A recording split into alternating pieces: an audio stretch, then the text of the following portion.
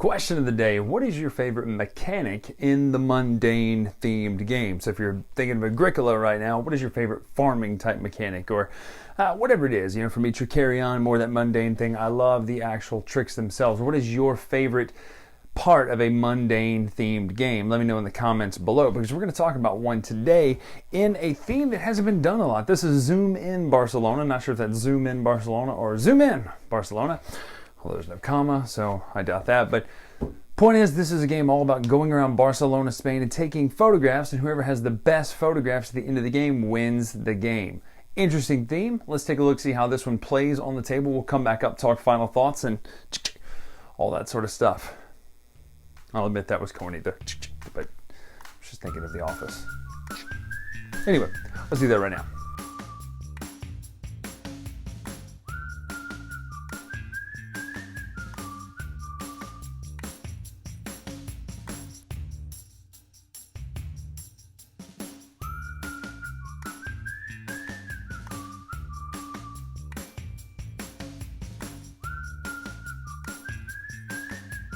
So this is the setup for Zoom in Barcelona. Everyone gets one of these camera boards, and they're unique. They all come with a starting location here. You get a zoom token in your player color, and then you get a skyline or a skyline tile that overlays here, and they're all different. Essentially, this is creating your unique skyline that you need to collect in order to get quite a few points with the set points based on this rubric right here.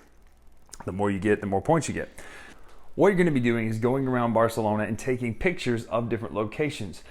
On your turn, you're going to do an action which involves taking pictures of these skylines, taking pictures of the judges' pictures that they're looking for, or moving up on this track here, which is kind of the daytime or the lighting. So you've got a morning, a noon, kind of these golden hours here, and then twilight hours. This basically is a track that allows you to score more points at the end of the game. The higher you are on this track, the more cards you get to score.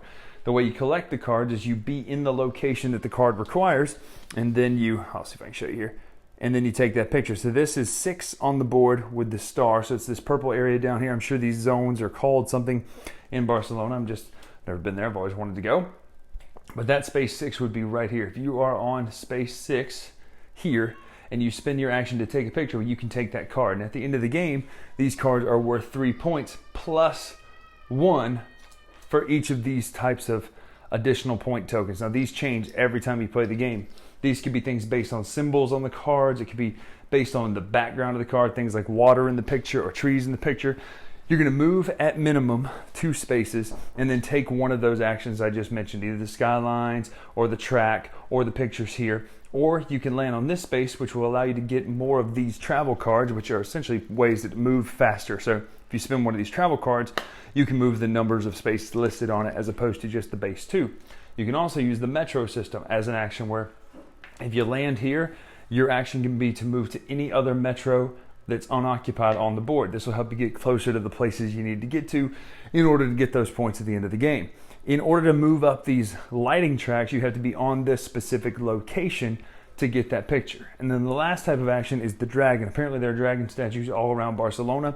If you land on the dragon, it's kind of a wild card action. You can do this action, that action, or this action. Basically the 3 photo type actions instead of having to be on the specific location. So it's kind of nice to be able to have those options. So essentially you're running around the board trying to take these pictures. The person with 8 pictures ends the game immediately. You score based on the skyline and based on the cards that you have plus the bonuses. And that is how you play Zoom in Barcelona. So that is Zoom in Barcelona. Basically, you are traveling around. You're doing these actions, right?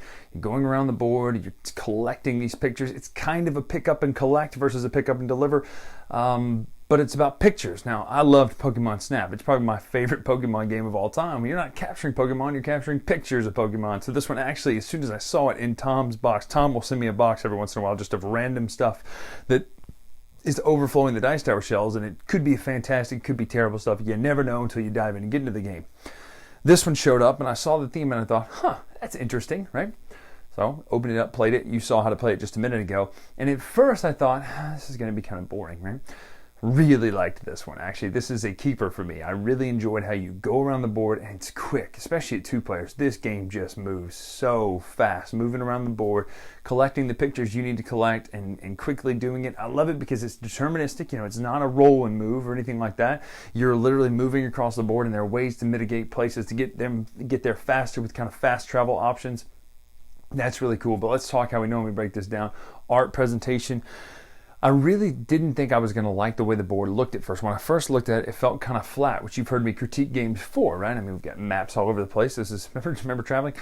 We've got, the board looked a little bit flat at first until you start kind of digging in and zooming in and you realize, oh wait, it's meant to be a tourist travel map. So it actually really appealed to me that way. It really worked, the whole tourist travel map sort of look. So I actually, my opinion of the board went up after playing on it for a little bit while with the way the map is laid out. It's just really neat. It's kind of the A to Z traveler looking map. So actually my thoughts for the presentation went up a little bit. So the other components are pretty cool. The actual camera. Now this has one of my favorite pieces in a mundane themed game, and that is the zoom track. That is a cool idea. Now yes, it's not thematic that you can run out of zoom, but the fact that you can zoom to take a picture 3 spaces away or 2 spaces away or 1 space away, that is really thoughtful use of mechanics and theme meshed together perfectly well. Instead of just saying, oh, you can use a card that'll let you take a picture 1 space away without naming it or giving it an idea, giving you the fact that it's a zoom button.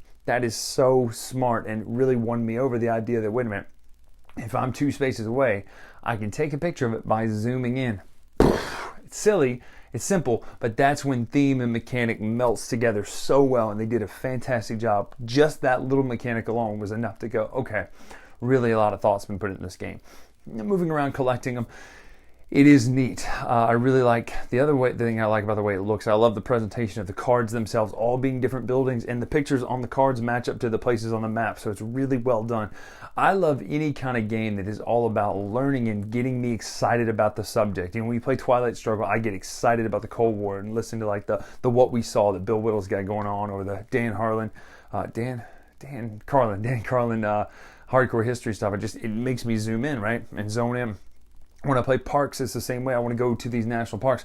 Playing the Zoom in Barcelona, I was like, I want to go and see these places. I want to take pictures of these places. So really well done, kind of whetting your appetite for the theme. It really does a good job of getting the theme to come through in a way that could potentially just be pick up and deliver or pick up and collect in kind of a flat situation, but they do it really well. So theming is fantastic on this. It's kind of mundane. It's a boring theme. You're Pokemon snapping your way around Barcelona sans Pokemon, but it's fun. It just works, right? The theming is good. The mechanics really work. I like that there's nothing that you're just kind of like, this doesn't really work.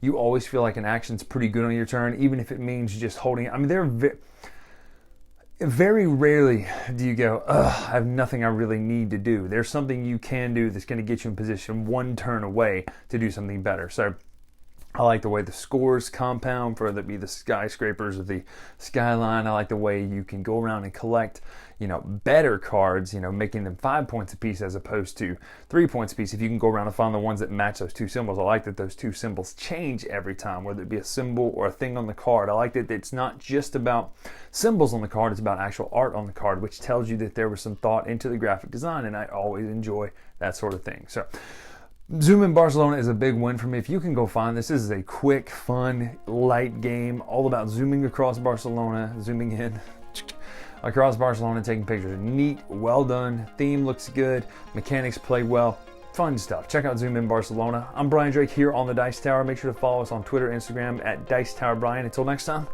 we'll see you. Thanks so much for watching another Dice Tower video. If you enjoy our videos, subscribe to the channel for more fun, comprehensive board game coverage. Also, consider joining us at one of our events. Come to Dice Tower Retreat, a small, intimate gathering where gaming is king.